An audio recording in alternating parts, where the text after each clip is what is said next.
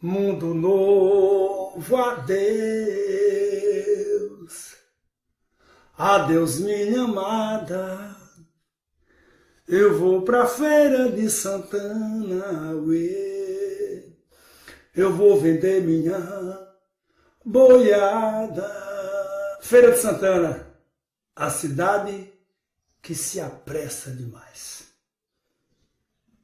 Feira de Santana tem pressa de chegar, de passar, de vender, de abrir caminho.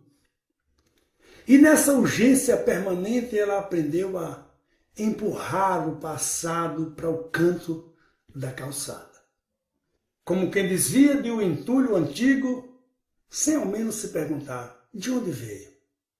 O progresso chegou com aquela voz grossa, com aquelas botas de concreto, trouxe avenidas, viadutos, fachadas de vidro, letreiros luminosos.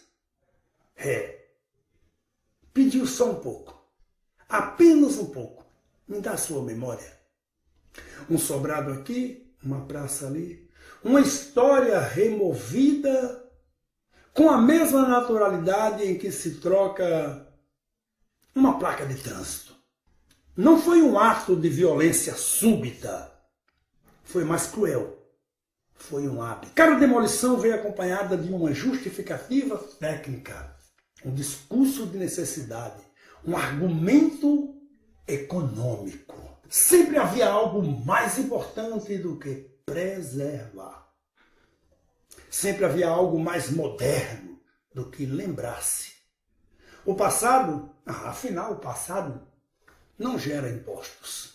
E assim, Feira de Santana cresceu para os lados e para cima e encolheu para dentro de si. Hoje quem anda pela cidade encontra poucos sinais de onde ela veio. O paço municipal, resistente como um sobrevivente, deslocado no próprio território, erguido para simbolizar ordem, civilidade e permanência, ele observa o fluxo apressado dos que passam sem olhar. Está ali, mas não é dali. Não é visto. Está de pé, mas jamais será escutado. Isso talvez seja o maior retrato da cidade. Uma arquitetura que permanece enquanto a consciência desaparece. Feira não destruiu sua história por maldade. Destruiu por ansiedade. Pela crença ingênua de que o progresso exige substituição. De que o novo só nasce quando o velho está enterrado. De que memória ocupa espaço demais. Esqueceu que cidades que apagam o passado não se tornam modernas, se tornam genéricas. O resultado é uma cidade grande, funcional, produtiva e estranhamente anônima.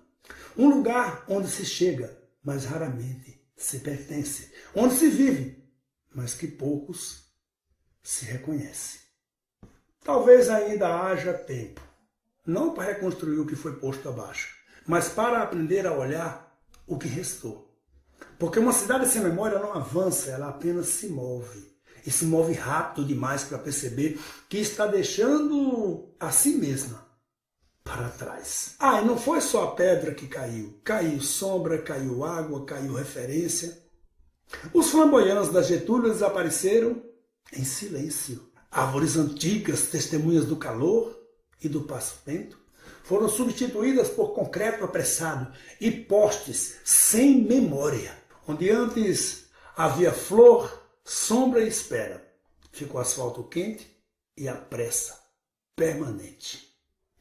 A cidade ganhou faixa de pedestre, mas perdeu abrigo.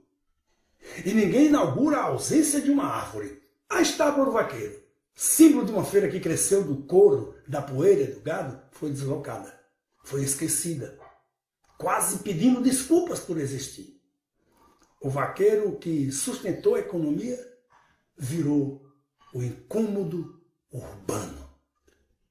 A cidade que se orgulha de título da princesa do sertão parece ter vergonha do sertão que a pariu. E sobre o chão onde quase ninguém vê, jaz o crime mais definitivo. As nascentes soterradas, olhos d'água cobertos por cimento, veias de terras tamponadas para que o progresso tivesse que contornar a história pelo nada. Água que sempre foi origem virou obstáculo. Enterrou-se o que brotava para exibir o que escorre, entope e mata. Feira escolheu pavimentar a própria origem.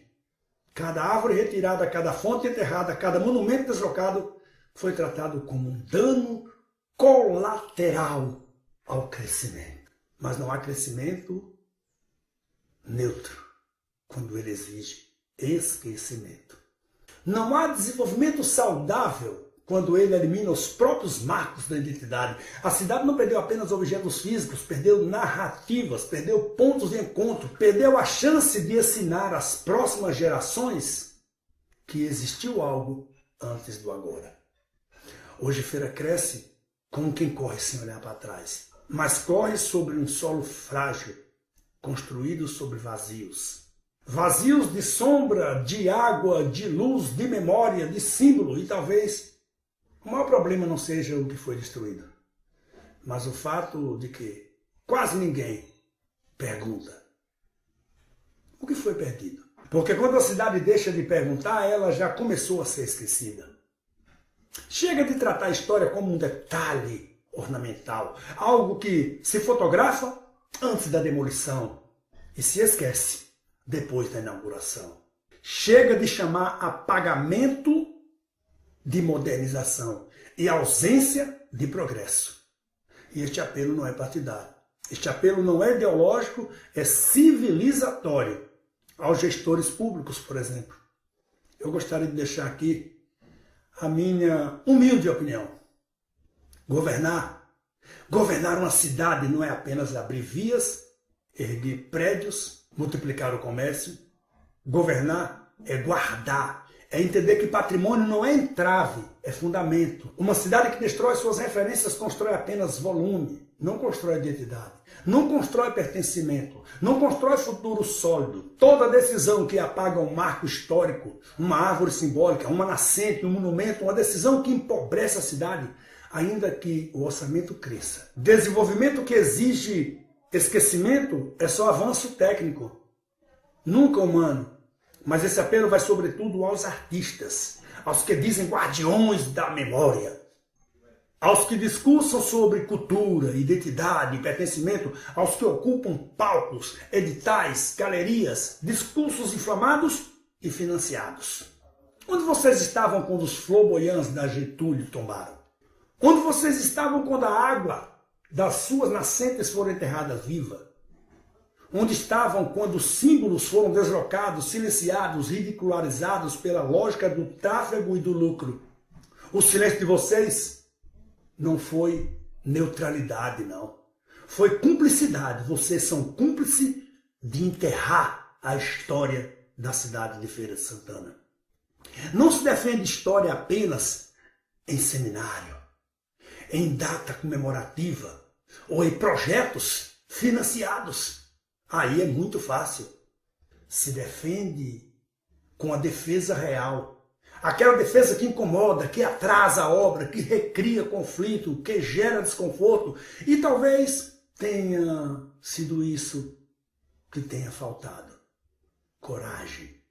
Uma cidade sem artistas críticos não é uma cidade, é uma propaganda.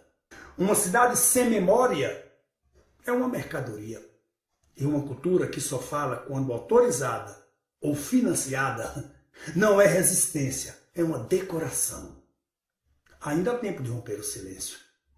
Ainda há tempo de transformar voz em incômodo, a arte em denúncia, estética em posicionamento.